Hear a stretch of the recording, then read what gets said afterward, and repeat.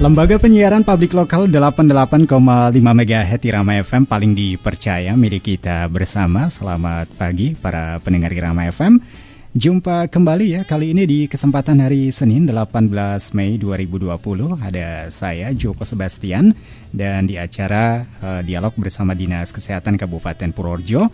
Dan sebagai narasumber kita di studio Irama FM sudah hadir, yaitu ada Dr. Darus ya dari Dinas Kesehatan Kabupaten Purworejo.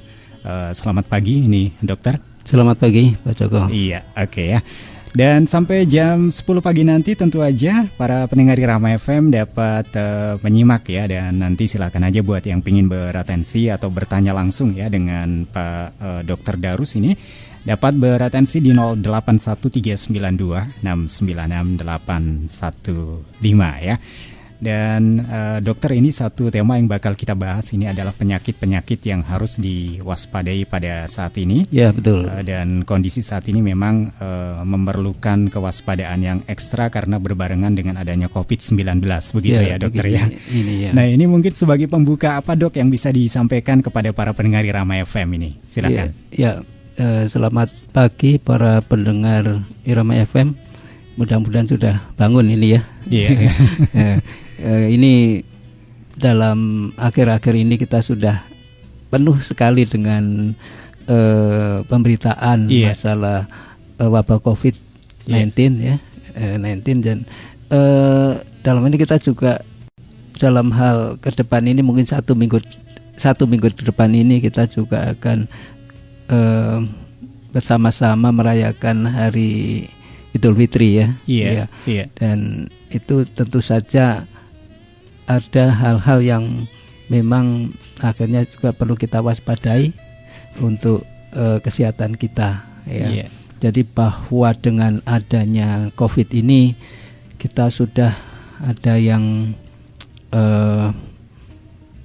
menjadi pulang kampung karena mungkin kehilangan pekerjaan, ataupun nanti juga tetap 1-2 ada pemudik ya. Tentu saja itu juga akan menghadapi ataupun mungkin bisa membawa penyakit.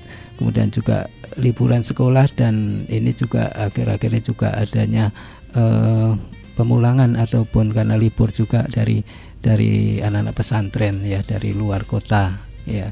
Itu juga akan bisa memungkinkan adanya penularan penyakit, dan itu semua bersamaan juga dengan sifat-sifat penyakit khusus yang mungkin ada di bulan Ramadan karena ada kewajiban berpuasa, dan juga ini momen-momen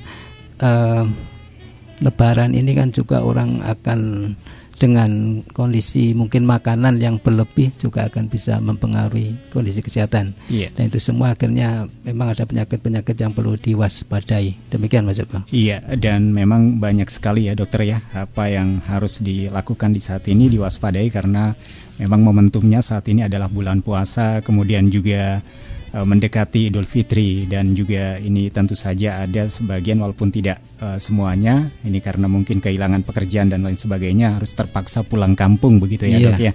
Dan juga liburan anak sekolah, anak pesantren juga. Nah ini dokter, kalau bicara tentang penyakit menular apa saja yang sebenarnya perlu diperhatikan di kondisi atau di saat-saat seperti sekarang ini begitu?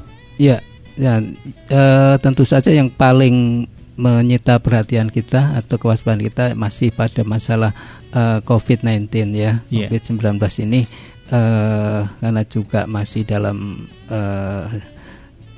dianggap sebagai tanggap darurat bencana ya. Jadi baik itu pandemi di internasional maupun di negara kita sendiri.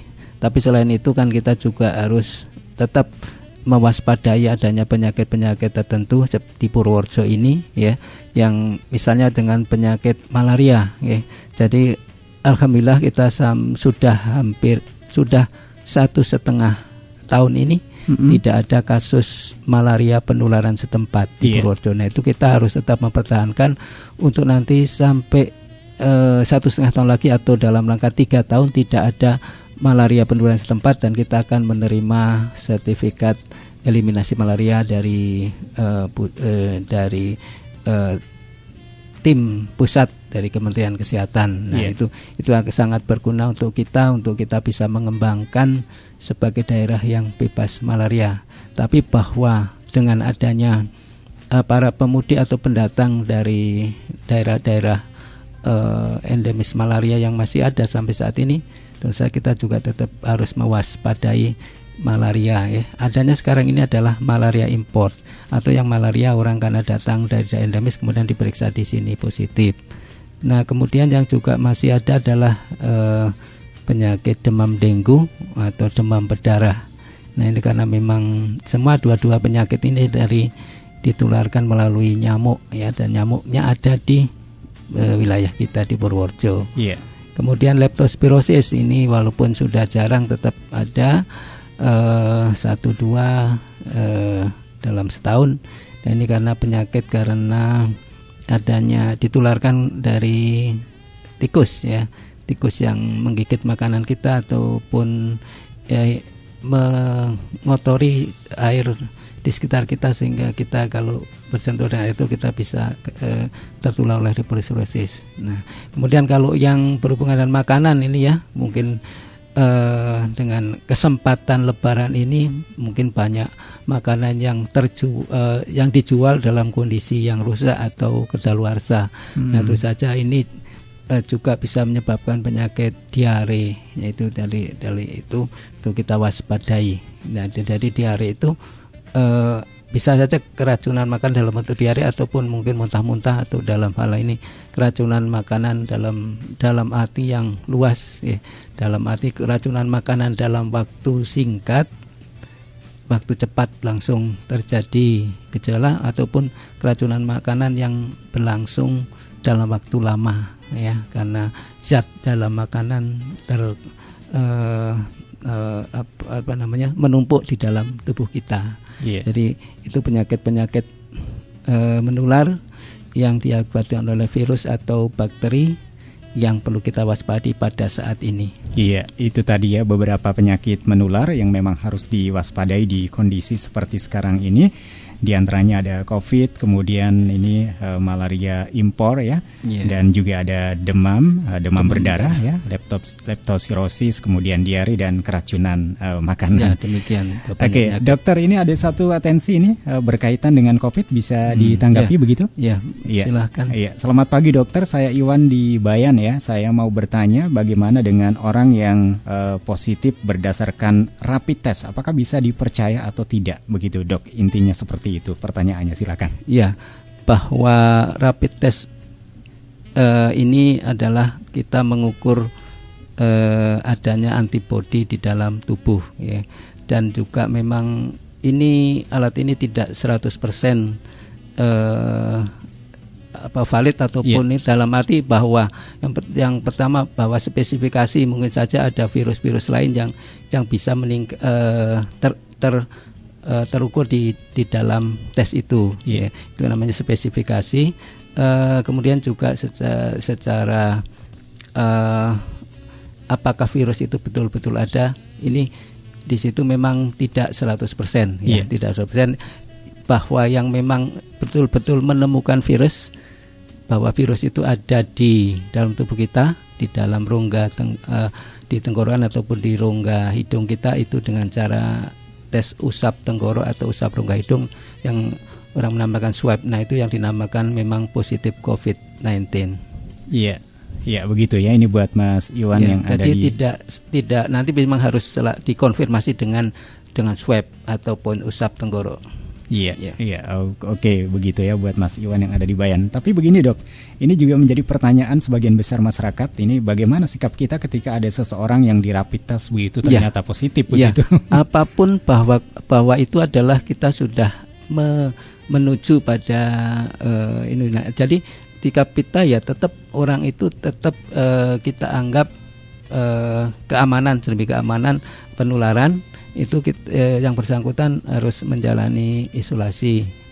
Isolasi tidak harus di rumah sakit ataupun di karantina tertentu, tapi juga bisa isolasi mandiri di rumah dengan kedisiplinan diri, sehingga tidak menularkan. Di rumah pun harus juga, kalau memang anggota keluarga yang lain tidak positif juga jangan berhubungan interaktif dengan yang bersangkutan.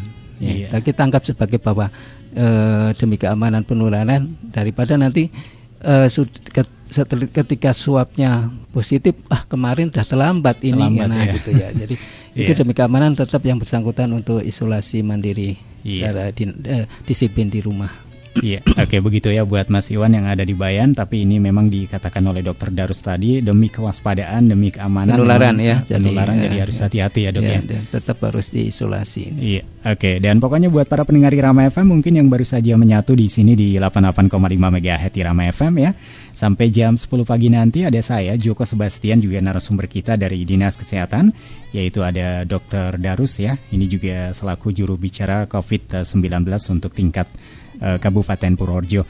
Nah, dokter, tadi udah disampaikan beberapa penyakit menular ya yang perlu diwaspadai. Nah, sekarang ini kita bicara tentang penyakit yang tidak menular begitu ini. Jadi ini kita sendiri kan merasa ya kalau kita mungkin buka puasa, begitu makanan apa saja disantap. Ya, demikian juga pada waktu Lebaran sudah lupa dengan mungkin pembatasan diet ya yang harus dilakukan pada penyakit yang tidak menular. Bahwa penyakit yang tidak menular saat ini yang memang banyak adalah diabetes mellitus dan itu atau penyakit gula darah tinggi dan hipertensi atau tekanan darah tinggi. Nah, terutama dua penyakit ini memang sangat berhubungan dengan asupan atau makanan apa yang kita makan dalam waktu yang singkat. Kemudian juga dengan adanya puasa ataupun mungkin makan makanan yang tidak biasa menimbulkan gangguan pada lambung dengan peningkatan asam lambung. Ya, apalagi kalau memang lapar kemudian asam lambungnya meninggi, tentu akan menyebabkan penyakit di gastritis atau penyakit radang lambung. Kemudian juga belum sampai pada hipertensi atau penyakit stroke atau penyakit jantung, sebenarnya sebelumnya adalah ada kondisi kadar lemak darah yang tinggi. Ya, itu kalau yang biasa kan diukur dengan kadar kolesterol dan kadar trigliserida di laboratorium. Jadi itu penyakit-penyakit yang penyakit tidak menular ya, tapi akan terpengaruh dalam kondisi-kondisi berpuasa ataupun dalam kondisi perayaan Lebaran ini. Iya, itu ya beberapa penyakit yang tidak menular yang memang harus diwaspadai. Ada diabetes mellitus, kemudian atau gula darah yang tinggi, kemudian hipertensi, tekanan darah tinggi, asam lambung, kondisi kadar lemak dan juga darah tinggi. Nah, dokter, ini juga masyarakat juga sering bertanya begini, dokter, ini kan penyakit-penyakit seperti ini apakah bisa memungkinkan ya seseorang untuk lebih rentan begitu katakanlah terkena COVID-19 atau seperti apa ini, dokter? Iya, jadi ini kami sampaikan memang dalam pengalaman kita atau di Purworejo sendiri ataupun di nasional ataupun internasional, dari beberapa kasus yang COVID positif itu memang kebanyakan tidak ada gejalanya ringan atau tidak ada gejala. Tapi dia akan menjadi berat, dia COVID ini akan memperberat penyakit-penyakit yang sudah ada. Jadi ada penyakit tadi, ada hipertensi, diabetes, kemudian stroke atau gagal ginjal, itu yang biasanya akan nanti menjadi suatu keadaan kedaruratan medis ataupun bahkan penyebab-penyebab dari kematian pada kasus COVID-19 ini. Iya, oke, itu tadi ya beberapa penyakit itu memang harus diwaspadai karena memiliki kerentanan yang lebih tinggi begitu ya, dokter ya. Oke, dan pokoknya buat para pendengar Irama FM mungkin yang ingin beratensi silakan aja dapat beratensi di 081392696815 dan narasumber kita ada Dokter Darus ya dari Dinas Kesehatan Kabupaten Purworejo untuk kesempatan pagi ini. Nah, ini dokter ya. Ini juga ditunggu-tunggu oleh masyarakat. Bagaimana dengan kondisi wabah COVID-19 di Purworejo saat ini sebenarnya begitu? Iya. Jadi ini perlu kita perhatikan dan kita kita tanggulangi bersama ya, bahwa terus terang ini sampai saat ini dari yang sudah kami share di web di web resmi pemerintah daerah untuk COVID ini yang bisa diakses oleh semua pihak. Kami sampaikan saja kadi COVID-19 nggak pakai strip, COVID-19 dot atau titik ya .purworejocup.go.id ya. Jadi semua orang bisa mengakses pakai web itu kondisi harian ya. Jadi sampai terakhir kemarin di Purworejo ini mencapai angka 68 positif ya. Dari 68 itu 7 sudah sembuh. Jadi ada 61. Jadi itu dan ini kayaknya masih akan bertambah lagi karena sekarang juga masih hasil swab masih menunggu dari laboratorium. Nah, kebetulan laboratorium ini adanya di Jogja. Ya, jadi itu yang menyebabkan. Jadi angka ini memang nomor dari 35 kabupaten kota ini kita nomor 2 di Jawa Tengah ya itu ya.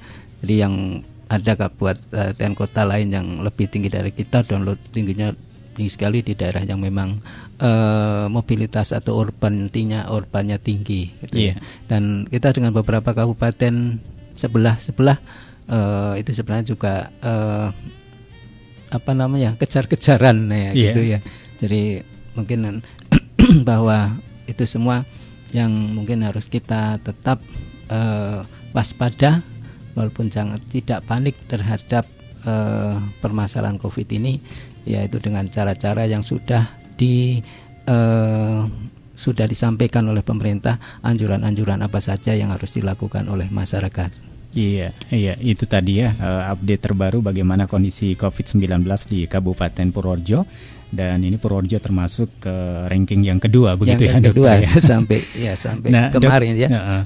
Nah dokter, kalau dari 16 kecamatan ini kira-kira yang paling rentan atau mungkin paling banyak begitu penderitanya mana ini dokter? Kalau kecamatan yang paling tinggi sampai kemarin yang ada di web itu atau itu ini juga bisa sebenarnya akses harian untuk kecamatan paling tinggi juga bisa dibaca di web ya. Ya sampai kemarin masih kecamatan Bayan, kemudian kecamatan Purworejo dan yang ketiga kecamatan Purwodadi. Ada nggak kecamatan yang tidak ada sama sekali begitu? Sampai saat ini ada 3 kecamatan juga yang masih belum tercatat adanya positif COVID. Itu ada kecamatan Bruno, Gebang dan Ngombol. Jadi mudah-mudahan sampai bisa ada gitu. bisa sampai terus tidak terpapar positif COVID di kecamatan tersebut. Oke, dan tetap aja di 88,5 MHz Irama FM, paling dipercaya milik kita bersama. Dan dokter, ini sebelum kita berlanjut ya, kita akan simak satu jeda iklan ya. Pokoknya tetap aja di sini di 88,5 MHz Irama FM, masih di acara dialog bersama dengan Dinas Kesehatan Kabupaten Purworejo untuk kesempatan hari Senin, yaitu 18 Mei tahun 2020. Dari dulu kita percaya bahwa olahraga bisa meningkatkan kesehatan, tapi olahraga saja tidak cukup. Agar kita selalu sehat, jangan lupa gunakan air bersih untuk minum dan makan, cuci tangan dengan benar sebelum makan, tambahkan buah dan sayur dalam menu makan setiap hari, dan jangan lupa selalu menjaga kebersihan lingkungan, terutama sarana MCK. Untuk kesehatan keluarga, ayo kita budayakan perilaku hidup bersih dan sehat untuk keluarga yang sehat dan kuat. Iklan layanan ini disampaikan oleh Bagian Kesra Setda Purworejo.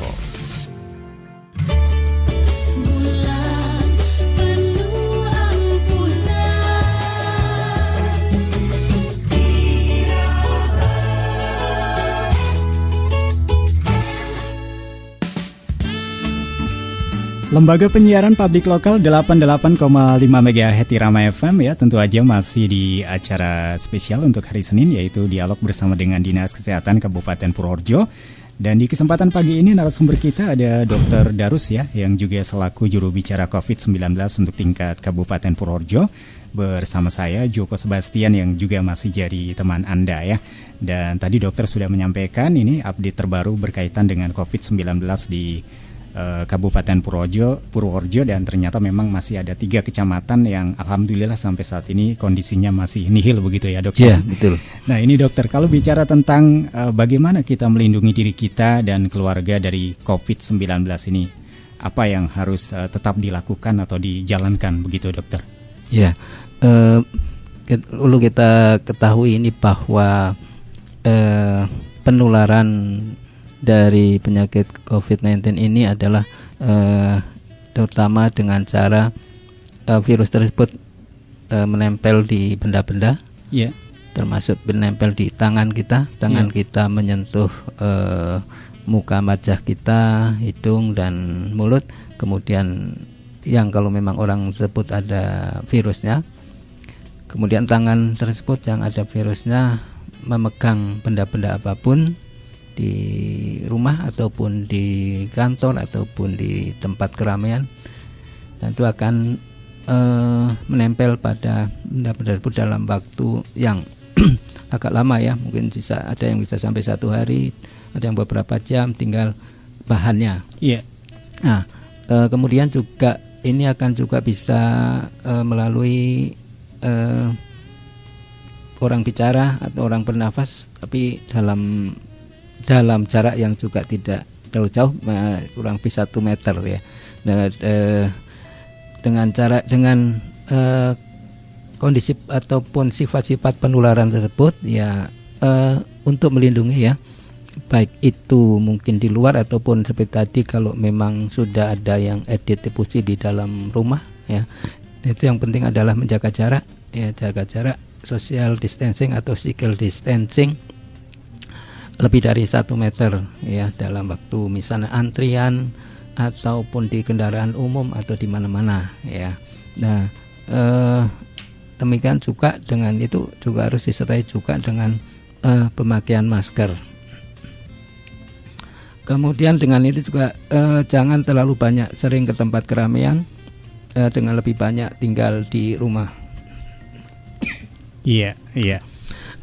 Kemudian tetap dengan pola hidup bersih sehat, cuci tangan pakai sabun, makanan seimbang, istirahat cukup, tidak merokok, dan kelola stres, dan tetap berolahraga. Iya, itu tadi ya beberapa cara atau langkah yang memang harus tetap dilakukan untuk menjaga diri dan juga keluarga dari COVID-19 ya. Di antaranya ini jaga jarak atau physical distancing, ada memakai masker juga, tetap tinggal di rumah, pola hidup bersih dan sehat, makanan seimbang, istirahat yang cukup, tidak merokok, kelola stres, dan tetap berolahraga ya. Nah dokter, ini kembali ada satu atensi yang sudah masuk di 081392696815. Ini dari Dewi yang ada di Bayan ya. Dokter, ini pertanyaannya gampang tapi mungkin jawabannya yang agak susah ini. Silakan. Kapan sebenarnya dokter wabah COVID ini akan berakhir di Indonesia begitu? Intinya seperti itu dokter. Silakan, ini mungkin bisa disampaikan. Jadi ini seperti tadi bahwa ini adalah terjadinya yang disebabkan oleh virus, dan virus ini ditularkan begitu dengan cara menempel pada benda-benda atau tangan gitu ya. Jadi selama virus ini akan bisa menular, itu tergantung juga dalam arti adalah bagaimana kita menjaga tidak tertular ya. Jadi kalau kita makin lama tidak tertular, kemudian orangnya kan juga virusnya akan tidak terus bertahan di dalam tubuh orang yang sakit. Nah itu selama itu dia bisa tidak menularkan ke orang lain, kemudian tidak ada penularan, lama-lama akan habis. Nah itu juga tergantung dari kondisi bagaimana masyarakat itu bisa tetap menjaga aturan-aturan yang ada untuk tetap tidak bersentuhan dengan orang-orang yang sakit. Nah masalah orang-orang yang sakit atau yang orang positif itu memang juga kebanyakan tidak ada gejala. Yaitu yang kita tidak tahu ini orang, saya bicara dengan orang sehat atau orang sakit, atau kita sendiri kadang-kadang kita merasa sehat tapi bisa saja tidak ada gejala, tapi pada pemeriksaan pemeriksaan virusnya bisa positif.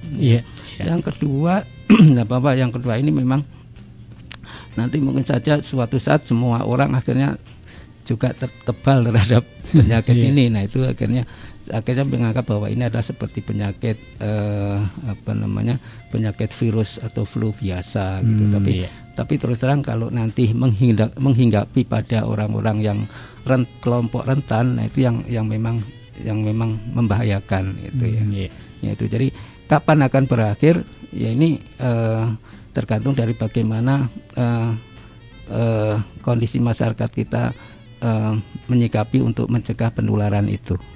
Iya, begitu ya buat Dewi yang ada di Bayan. Jadi dokter ini menyampaikan bahwasanya disiplin ini menjadi kunci ya, dan juga ketaatan kepada aturan yang sudah dianjurkan pemerintah, begitu ya dokter ya. Betul. Nah dokter, kita berlanjut ini berkaitan dengan bagaimana dengan penyakit demam berdarah ini dokter. Ya ini di luar yang COVID ini, bahwa ini sama-sama penyakit virus dan kadang-kadang juga gejalanya juga gejala awalnya bisa mirip ya. Jadi ini juga menjadi perhatian di rumah sakit. Kita harus mengecek rapid test dua-duanya, baik rapid test demam berdarah maupun ini, karena penyakit virus dengan gejala biasanya hampir sama ya. Kalau ini juga demam darah ini kan ada demamnya ya itu. Nah nanti ada gejala-gejala lain yang bisa spesifikasi. Nah ini yang penting bahwa ini adalah penyakit dijaga oleh penularan virus dengan dengue yang ditularkan melalui nyamuk ya. Nyamuknya ini terutama ada di bersarang atau berkembang biak di air-air yang bersih, wadah-wadah yang bersih, misalnya bekas-bekas kaleng-kaleng bekas, plastik-plastik bekas, kemudian bak-bak beton yang tidak ada tanahnya. Nah itu semua menjadi sarang nyamuk ya. Nah yang penting bahwa ini kita sekati dengan kita sendiri masing-masing di rumah kita atau lingkungan kantor kita atau lingkungan sekolah kita untuk bebas dari nyamuk demam berdarah, yaitu dengan cara pemberantasan sarang nyamuk ya. Bahwa gerakan sosial atau gerakan masyarakat saat ini adalah satu rumah satu juru pemantau jentik. Nah itu jadi ada dalam satu rumah ataupun di kantor ataupun di sekolah ada yang memang memantau adanya anak-anak atau jentik nyamuk, larva nyamuk di lingkungannya ya. Karena kan sekarang juga masih musim hujan dari banyak genangan-genangan. Ya, itu tadi ya berkaitan dengan bagaimana penyakit demam berdarah juga tetap harus diwaspadai ini, karena memang ini juga gejalanya tadi disebutkan oleh dokter agak-agak sedikit mirip begitu dengan COVID ya. Nah, kalau bicara tentang demam berdarah ini dokter, ini kita juga bicara tentang penyakit malaria. Nah, ini bagaimana untuk penyakit malaria? Iya, kalau penyakit malaria ini sifat yang hampir sama dengan COVID adalah masalah penularan yang bisa ditularkan dari orang yang datang dari daerah endemis ya. Jadi daerah-daerah endemis kalau yang COVID kan seperti ketahui mungkin ya kota-kota besar ya, kota-kota besar atau daerah yang jelas kita membaca tiap hari, melihat di koran mana daerah-daerah yang istilahnya dianggap merah ya, dianggap